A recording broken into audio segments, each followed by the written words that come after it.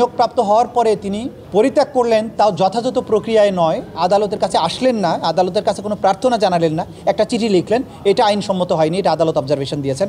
তাকে সতর্ক করেছেন যে তিনি সোশ্যাল মিডিয়াতে যে ধরনের কথা বলেছেন এটা তার বলা উচিত হয়নি, ভবিষ্যতে যাতে এটা না বলেন। কন্টেমশাস উনি বলেছেন তার ক্লায়েন্টের নাকি আদালতের প্রতি আস্থা নাই, এই ধরনের কথা কোনো আইনজীবী বলতে পারেন না। আদালত তাৎক্ষণিকভাবে তাকে তলব করে আদালতে উপস্থিত হতে বলেছেন, কারণ তিনি একটা চিঠি লিখে রেজিস্ট্রার মহোদয়কে বলেছেন যে এই মামলা তিনি আর পরিচালনা করতে চান না। আমাদের আন্তর্জাতিক অপরাধ ট্রাইব্যুনালের রুলস অফ প্রসিডিউরে সুস্পষ্টভাবে উল্লেখ আছে, যখন কোনো ব্যক্তি কোনো ক্লায়েন্টের পক্ষে আইনজীবী হিসেবে নিযুক্ত হবেন, আদালতের অনুমতি ব্যতিরেকে তিনি সেই মামলা পরিত্যাগ করতে পারবেন না বা দায়িত্ব পালনে অস্বীকৃতি জানাতে পারবেন না। জনাব পান্না দায়িত্ব আদালত থেকে ওপেন কোর্টে নেয়ার পরে তিনি চিঠি লিখেছেন, যেটা আইনসম্মত হয়নি, এটা আদালত অবজারভেশন দিয়েছেন। তাকে সতর্ক করেছেন যে তিনি সোশ্যাল মিডিয়াতে যে ধরনের কথা বলেছেন এটা তার বলা উচিত হয়নি, ভবিষ্যতে যাতে এটা না বলেন। এবং তার পরিবর্তে পলাতক আসামি শেখ হাসিনাকে ডিফেন্ড করার জন্য আরেকজন আইনজীবী আমির হোসেন সাহেবকে নিয়োগ করেছেন। আগামী 14ই ডিসেম্বর আসামি পক্ষের অংশটুকু চার্জ গঠনের ব্যাপারে তাদের যে সাবমিশন, সেটা শুনানি অন্তে আদালত পরবর্তী আদেশ দেবেন চার্জ গঠন হবে কি হবে না। এই আইন কিন্তু সবার জন্য সমান এবং আইন কিন্তু সুস্পষ্ট। একজন আইনজীবী তার কোড অফ কন্ডাক্ট আছে, আইনজীবীকে তার আইনের সীমারেখার মধ্যে আচরণ করতে হয়। আইনে বলা হয়েছে যদি কেউ আইনজীবী হিসেবে নিযুক্ত হন আদালতের অনুমতি ছাড়া, অর্থাৎ এই ট্রাইব্যুনালের অনুমতি ছাড়া, সেই আইন মামলা তিনি পরিত্যাগ করতে পারবেন না। একমাত্র স্মার্ট সিটি বসুন্ধরা, আধুনিকতায় এক ধাপ এগিয়ে।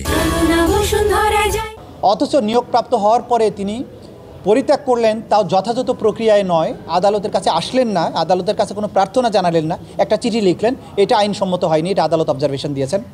দ্বিতীয়ত তিনি যে কাজটা করেছেন, তিনি সোশ্যাল মিডিয়াতে আদালতের ব্যাপারে কমেন্ট করেছেন এই আদালত তার ক্লায়েন্ট মানেন না, অর্থাৎ ইন আদার ওয়ার্ডস তিনি সমর্থন করছেন যে ক্লায়েন্ট যেটা বলছে আদালতকে তিনি মানেন না, সে কারণে উনিও এটা মানেন না, এই ধরনের একটা ইমপ্রেশন তৈরি হয়। আদালত এইসব ব্যাপারে তাকে সতর্ক করেছেন, ভবিষ্যতে এটা না বলার জন্য বলেছেন।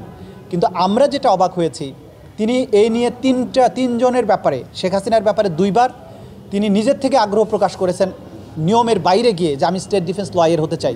এটা বাংলাদেশে কোথাও কখনো শোনা যায়নি যে আদালতে গিয়ে কেউ বলে যে অমুক পলাতক আসামির পক্ষে আমি আইনজীবী হতে চাই।